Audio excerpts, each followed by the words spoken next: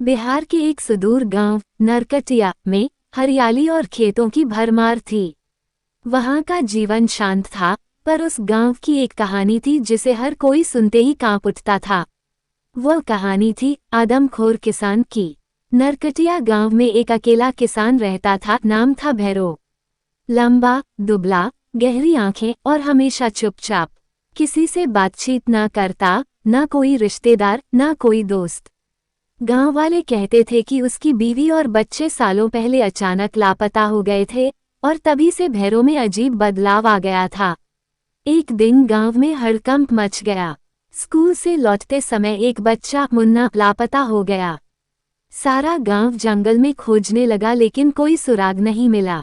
अगले दिन उसी खेत के पास उसका फटा हुआ बैग और खून के छींटे मिले। गांव के बुजुर्ग बोले, ये उसी का काम है। वो आदमी अब इंसानों को ही फसल समझ बैठा है। बुजुर्ग बबलू काका ने रात को युवाओं को बुलाकर बताया, 30 साल पहले भी ऐसा हुआ था।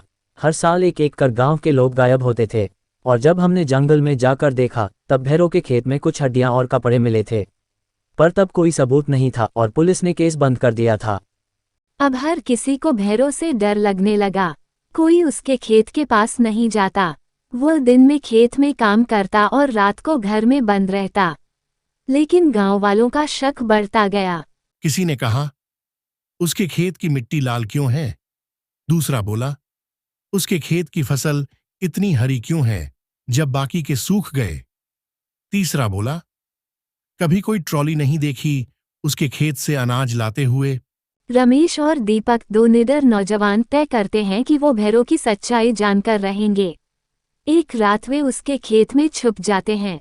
रात को 2 बजे के करीब उन्होंने देखा भैरो खेत में एक बोरा लाया, बहुत भारी था।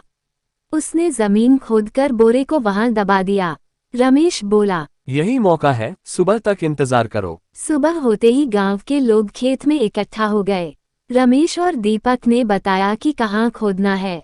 जैसे ही मिट्टी हटाई गई, अंदर से एक अधजली लाश निकली। गांव में कोहराम मच गया।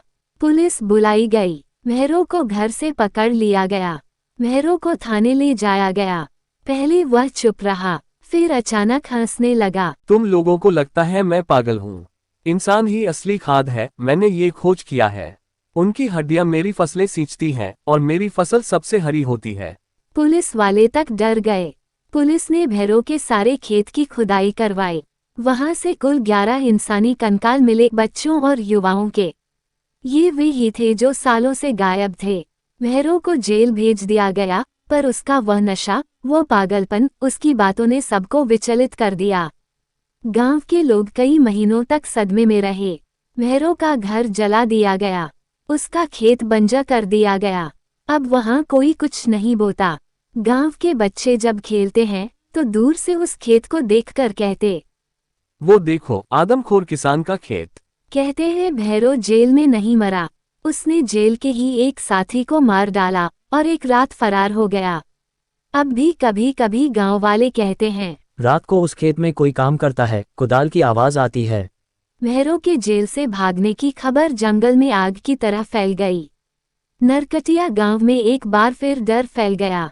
अब हर रात लोग दरवाजे बंद करके सोते, बच्चों को बाहर खेलने से मना कर दिया गया। गांव का स्कूल भी कुछ दिन बंद कर दिया गया। मुखिया सुरेश बाबू ने गांव में सभा बुलाई। उन्होंने कहा, हमें अपने बच्चों की सुरक्षा करनी होगी। रात को चारों कोनों पर पहरा होगा। कोई भी संदिग्ध दिखाई दे तो सीधा हमें खबर देना। पर डर तो अब लोगों के मन में बैठ चुका था। हर परछाई अब भैरो जैसी लगती थी, हर आवाज खेत में कुदाल चलाने की लगती थी। गांव के एक बुजुर्ग थे, बाबा त्रिलोचन। वे कभी साधु हुआ करते थे, फिर गांव में आकर बस गए थे। लोग उन्हें सम्मान से बाबा जी कहते थे।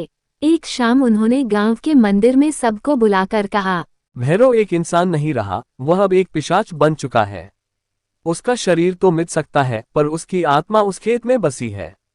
जिस रात चंद्रग्रहण होता है, वो आत्मा फिर से जागती है और उसे फिर एक बलि चाहिए होती है, तभी वह शांत होती है। सब चौंक उठे। बाबा की बात को कुछ लोगों ने मजाक समझा, पर चंद्रग्रहण की रात आई और सुबह होते होते गांव का एक और बच्चा सोनू गायब हो गया। अब तो पूरे गांव में तूफान मच गया। लोगों ने पुलिस को फिर से बुलाया, खोजबीन हुई और आखिरकार सोनू बेहोश हालत में उसी भैरों के खेत में मिला। उसकी कलाई पर किसी ने ब्लेड से कुछ लिखा था। अब गांव वालों ने फैसला किया, इस बार केवल कानून नहीं, पूजा पाठ और तंत्र मंत्र से भी निपटना होगा। बाबा त्रिलोचन ने एक तांत्रिक को बुलाया, महाकाल साधक चक्रपाणी। वो काले वस्त्रों में, गले में नरमुंड की माला पहने आया। उसने उस खेत के चारों ओर राख छिड़की, मंत्र पढ़े और एक तावीज पूरे खेत के बीचों बीच गाड़ दिया। अब अगर कोई आत्मा यहाँ है तो या तो वो कैद होगी या भस्म हो जाएगी। गांव वालों ने राहत की सांस ली, पर तांत्रिक ने जाते जाते चेताया, ये आत्मा पूरी तरह नहीं मरी है, अगर भविष्य में किसी लालच ने इसे फिर से जगाया तो ये फिर लौटेगी। कुछ साल बाद एक बाहरी कंपनी उस खेत को खरीदना चाहती थी। उसे वहां रसायनयुक्त खेती करनी थी। गांव के कुछ लोग पैसों के लालच में तैयार हो गए, पर जैसे ही कंपनी ने जमीन की खुदाई शुरू की, वहां से फिर एक नई खोपड़ी निकली और खेत की मिट्टी फिर से लाल होने लगी। नरकटिया गांव की ये कहानी अब एक चेतावनी बन चुकी है। जो धरती को सींचते हैं, वो इंसानियत से न हो तो वह धरती खून मांगती है। और कभी कभी खेत अनाज नहीं, इंसानों की भूख पैदा करते हैं।